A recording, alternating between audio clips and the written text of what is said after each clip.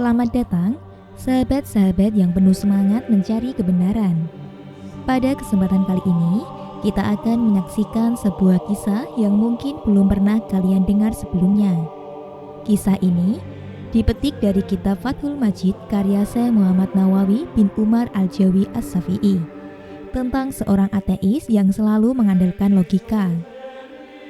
Sebuah perdebatan yang tak hanya melibatkan akal sehat, tetapi juga iman yang kokoh.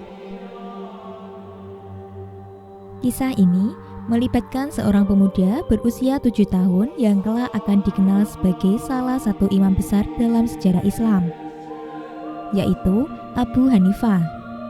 Namun, bukan hanya Abu Hanifah yang menjadi pusat perhatian di sini. Dalam video ini, kita juga akan melihat bagaimana seorang pria yang menggenggam paham ateisme, yang mengingkari adanya Tuhan, berhadapan dengan pemuda yang bahkan belum mencapai usia 10 tahun. Kisah Imam Abu Hanifah, siapa yang tak kenal namanya? Beliau dilahirkan di Kufah, Irak tahun 699 Masehi. Luqman bin Tsabit, yang lebih dikenal sebagai Imam Abu Hanifah, adalah ulama cerdas yang mendirikan mazhab Hanafi. Kecerdasannya sudah tampak sejak usia muda, bahkan saat baru berusia 7 tahun. Sebagai murid kesayangan Imam, Ahmad Abu Hanifah pernah memenangkan sebuah debat melawan Dahriya, seorang ateis yang mengguncang dunia Islam di Baghdad. Kisah ini bercerita tentang seorang imam Hanafi muda yang menghadapi tantangan pemikiran dari seorang Dahriya yang kala itu menjadi fenomena. Ada versi yang menyebutkan Dahriya bukanlah seorang ateis, melainkan seorang pendeta Yahudi. Terlepas dari identitasnya, kisah ini tetap menarik untuk disimak. Seorang imam Hanafi muda mampu mengalahkan argumen Dahriya yang kala itu menjadi topik hangat. Dahriya, seorang yang datang ke Baghdad, mengguncang masyarakat muslim dengan argumentasi logisnya yang berusaha meruntuhkan keyakinan tentang Tuhan. Para ulama mencoba berdebat dengannya, tetapi setiap argumen mereka dengan mudah dipatahkan oleh Dahriya. Kekhawatiran pun muncul di khalifah, sehingga ia meminta para menterinya untuk mencari ulama di daerah lain yang mampu menandingi argumen-argumen Dahriya. Para utusan khalifah pun akhirnya bertemu dengan Imam Ahmad bin Sulaiman, seorang tokoh teolog dan ahli fikih bermazhab Asy'ari yang juga merupakan guru dari Imam Abu Hanifah. Para utusan menyampaikan kekhawatiran khalifah tentang pengaruh Dahriya yang telah mengalahkan para ulama di Baghdad dan berpotensi mengganggu akidah masyarakat awam. Sebagai solusi, disepakatilah menyelenggarakan debat terbuka antara Imam Ahmad dan Dahriya. Khalifah juga meminta agar perdebatan tersebut diadakan di Masjid Jami agar bisa disaksikan oleh masyarakat setempat. Kabar tentang perdebatan ini pun disambut antusias oleh masyarakat. Sehari sebelum perdebatan dimulai, masyarakat Baghdad memenuhi Masjid Jami. Mereka menaruh harapan besar kepada Imam Ahmad, satu-satunya ulama yang diharapkan mampu mengalahkan Dahriya. Di rumahnya, Imam Ahmad tidak henti-hentinya berzikir dan mengucapkan tasbih tahmid, mensucikan keesaan Allah Subhanahu wa Ta'ala. Bagi Imam Ahmad, membicarakan tentang ketuhanan bukanlah hal yang sepele. Beliau tak sabar untuk membungkam Dahriya yang telah menimbulkan keresahan di kalangan umat. Jumat pagi, Imam Abu Hanifah yang saat itu masih sangat beliau datang menghadap gurunya, Imam Ahmad. Saat itu Imam Abu Hanifah mendapati gurunya dalam keadaan yang tidak biasa, seakan sedang menghadapi situasi genting. Imam Ahmad pun menceritakan rencana perdebatannya dengan Dahriya dan keadaan sebenarnya. Imam Ahmad teringat akan mimpi semalam dan menceritakannya kepada muridnya, Imam Abu Hanifah. Sebagai murid yang beradab, mendengarkan mimpi gurunya. "Aku bermimpi ada sebuah dusun yang luas dan indah," kata Imam Ahmad memulai kisahnya. "Aku melihat sebatang pohon yang rindang dan lebat buahnya. Tiba-tiba, seekor babi muncul dari ujung desa dan memakan habis buah-buah yang masak dari pohon itu hingga daun dan dahannya pun habis dikunyah. Yang tersisa hanyalah batangnya saja. Tak lama kemudian, seekor harimau muncul dari akar pohon rindang tadi dan menerkam babi itu dengan gigi dan kukunya yang tajam. Akhirnya, babi itu pun mati. Setelah menceritakan mimpinya, Imam Ahmad termenung. Pikirannya dipenuhi kekhawatiran terhadap pengaruh daria yang dapat menggoyahkan keyakinan umat. Hal ini tidak bisa dibiarkan, harus segera diatasi, tegas Imam Ahmad. Wajahnya yang tenang seperti air sungai yang mengalir jernih tetap bercahaya meskipun dalam situasi yang genting. Sementara itu, Abu Hanifah selain cerdas, juga memiliki kemampuan dalam menafsirkan mimpi seperti Nabi Yusuf alaihissalam. Dalam pengamatannya, mimpi tersebut menandakan bahwa Daria akan mengalami celaka. Setelah meminta izin gurunya, Abu Hanifah pun mencoba menafsirkan mimpi Imam Ahmad. Abu Hanifah menjelaskan, dusun yang luas dan indah yang Tuan Guru lihat dalam mimpi adalah gambaran dari agama Islam kita. Pohon yang berbuah lebat itu adalah gambaran dari sekalian ulama. Kayu yang tersisa adalah Tuan Guru sendiri. Babi yang merusak pohon itu adalah Daria. Sedangkan harimau yang keluar dan membunuh babi itu adalah saya. Insya Allah Tuan Guru, ujar Abu Hanifah. Setelah menjelaskan mimpi tersebut kepada gurunya, Abu Hanifah memohon izin berdebat dengan Daria. Imam Ahmad dengan pandangan tajamnya yakin bahwa muridnya mampu melawan Daria. Akhirnya, Imam Ahmad memberikan izin dan restu kepada Abu Hanifah kecil. Guru dan murid itu pun berangkat menuju Masjid Jami. Sesampainya di sana, Daria berada di mimbar dan siap berdebat. Seperti biasa, sebelum debat dimulai, Daria mengejek para ulama dengan suara lantang dan keras. Namun, di tengah kerumunan jamaah di masjid, terjadi hal yang mengejutkan. Seorang anak kecil berusia 7 tahun mengangkat tangannya dan menerima tantangan Daria dengan suara lantang. Ia berkata, "Guruku Imam Ahmad terlalu mulia untuk berdebat dengan orang sepertimu. Biarlah aku yang menjadi melawan debatmu," sahut Abu Hanifah dengan tegas.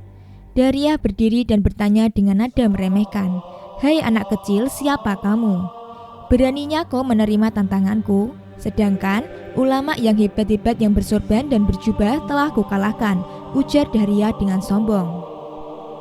Anak kecil itu, Abu Hanifah, menjawab dengan tenang, "Wahai Daria, sesungguhnya Allah tidak melimpahkan kemuliaan dan kebesaran itu pada sorban atau jubah yang dipakai.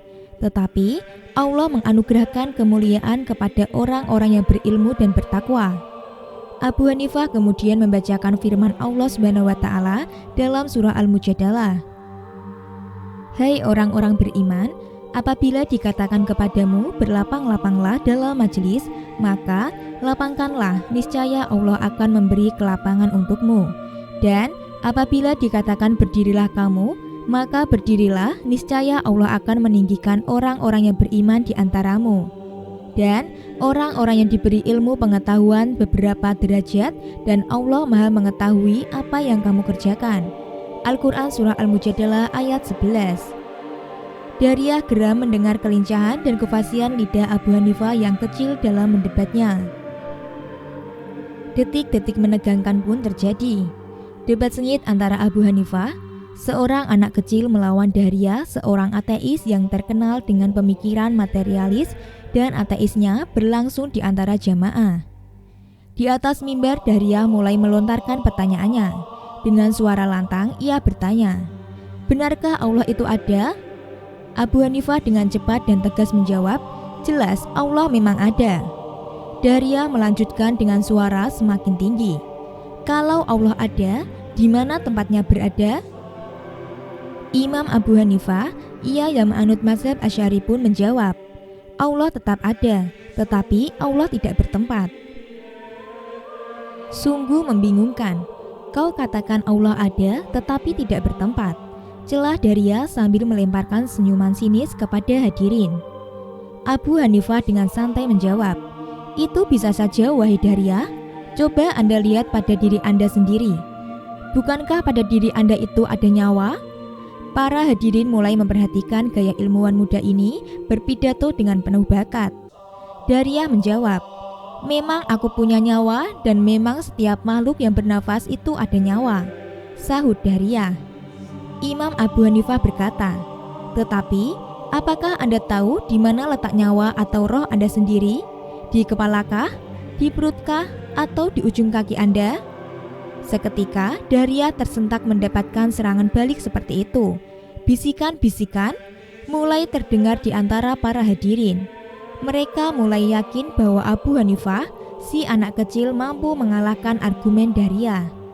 Setelah itu, Abu Hanifah mengambil segelas susu, lalu ditampilkan pada Daria seraya berkata, "Apakah dalam air susu ini ada kandungan lemak?" Daria menjawab, "Jelas." Imam Abu Hanifah lantas bertanya kembali, "Kalau begitu, di mana letak lemak itu? Di bagian atas atau di bagian bawah?" Daria tercengang lagi. Daria tak mampu menjawab pertanyaan Imam Abu Hanifah yang santun itu. Imam Abu Hanifah yang masih muda melanjutkan, "Mencari keberadaan ruh dalam tubuh yang luas dan rumit saja sulit, apalagi mencari lemak dalam susu ini kita tak mampu. Bagaimana mungkin kita bisa menjangkau keberadaan Allah Subhanahu wa Ta'ala di alam raya ini? Allah Subhanahu wa Ta'ala yang menciptakan dan mengatur seluruh alam ini, termasuk ruh dan akal manusia. Kita sebagai ciptaannya harus patuh kepada takdir dan perintahnya yang maha agung." Suasana menjadi hening. Daria terdiam di kursinya, bibirnya terkatup rapat, wajahnya memerah, kesabarannya mulai menipis. Setelah suasana sedikit tenang, Daria kembali bertanya, "Hai anak muda, apa yang ada sebelum Allah dan apa pula yang muncul setelahnya?"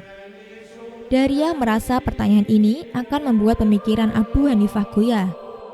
Semua mata tertuju pada Abu Hanifah, murid Imam Ahmad yang cerdas ini. Kemudian Abu Hanifah menjawab dengan tenang, "Wahai Daria, tidak ada sesuatu pun yang ada sebelum Allah dan tidak ada sesuatu pun yang akan muncul setelahnya.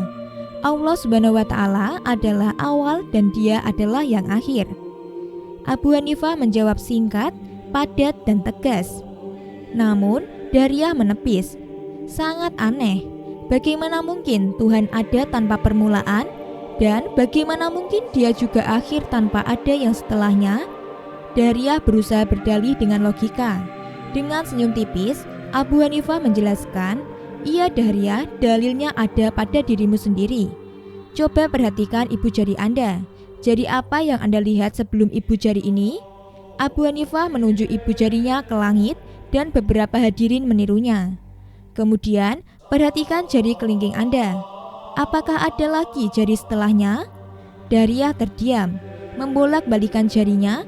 Dia tidak terpikir bahwa pertanyaan yang dia lontarkan bisa dijawab dengan hal yang sepele seperti itu.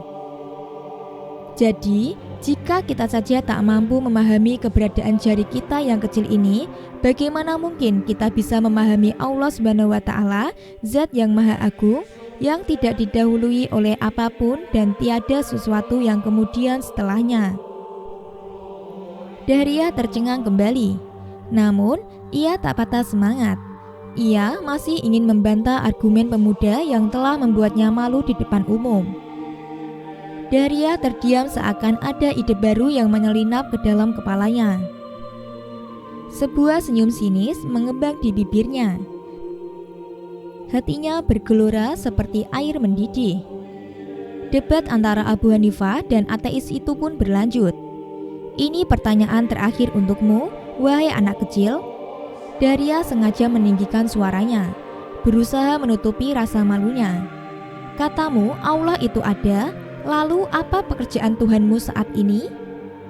Pertanyaan itu membuat Abu Hanifah tersenyum. "Ini pertanyaan yang menarik. Tapi dari tadi Anda melontarkan pertanyaan di atas mimbar dengan suara lantang yang bisa didengar semua orang. Jadi, sekarang seharusnya saya yang berada di atas mimbar agar jawaban saya bisa didengar oleh semua orang," kata Abu Hanifah muda. Abu Hanifah mengisyaratkan agar Daria turun dari mimbar. Daria pun berjalan turun, meninggalkan mimbar Masjid Jami dan memberikan tempat kepada Abu Hanifah yang masih muda. Setelah berdiri di atas mimbar, Abu Hanifah berkata dengan suara lantang dan berwibawa, "Ketahuilah wahai Daria dan hadirin sekalian, bahwa pekerjaan Allah Subhanahu wa Ta'ala saat ini adalah menggugurkan yang batil. Seperti Daria yang tadi berada di atas mimbar telah diturunkan oleh Allah ke bawah mimbar, dan Allah Subhanahu wa Ta'ala juga telah meninggikan yang hak. Sebagaimana aku yang tadinya berada di bawah sana telah dinaikkan ke atas mimbar Masjid Jami ini." Seperti petir menyambar, argumen Abu Hanifah menerjang Daria, membuat wajahnya memerah. Bersamaan dengan itu, gemuruh takbir bergema dari massa yang memenuhi Masjid Jami. Allahu Akbar, Allahu Akbar. Mereka memuji kewibawaan Abu Hanifah yang telah berhasil menyelamatkan martabat Islam dari lidah Daria yang sesat dan menyesatkan. Begitulah kisah debat antara Imam Abu Hanifah melawan seorang ateis. Beliau yang merupakan salah seorang pendiri mazhab ini memang dikenal sebagai ahli mantik dan balaghah, ahli logika dan retorika.